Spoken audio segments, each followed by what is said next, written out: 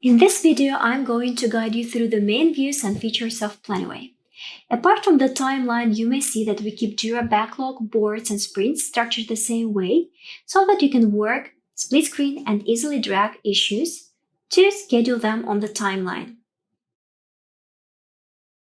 All issues can be grouped by epics for your convenience. Alternatively, you can switch from the Kanban view to the Tasklist view to see your issues on the sides.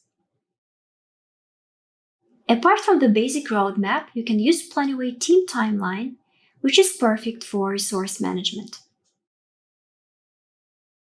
When dragging cards to this view, you are not just scheduling, but assigning issues as well.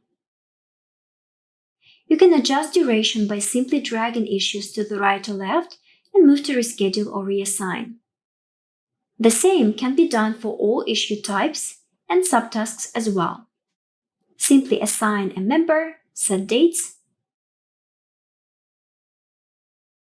and this way you may visualize your subtasks too. Rather than just planning and allocating issues, you can balance the workload. Switch to the workload view and set up your daily capacity in settings.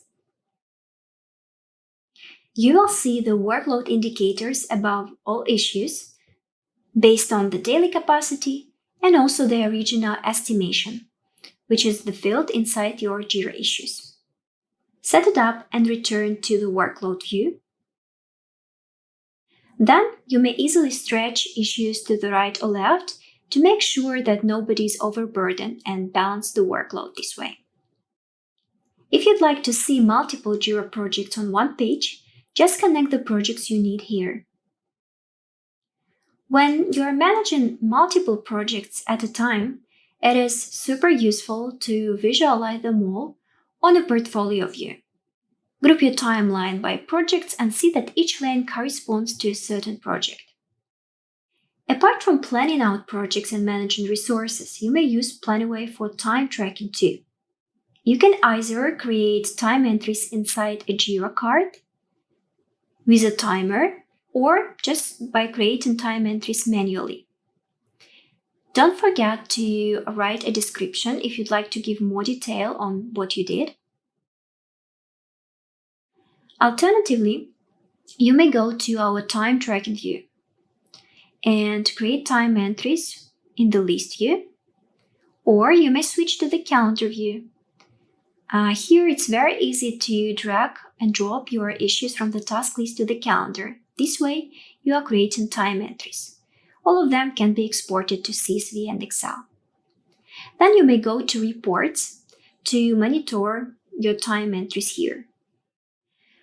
Just set up the right date range. You may choose last week, last month, or create the custom date range. After that, make sure that you are connecting all the projects you need. You may also filter data by users. And then you'll be able to see all time entries by issues of different types, subtasks as well, and by users.